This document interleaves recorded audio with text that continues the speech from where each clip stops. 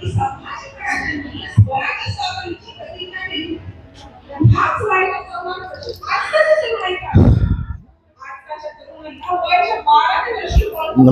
आम्ही असा सध्या काणकोण भागान आणि काणकोण आम्ही कवर करता लोकोत्सव 2024.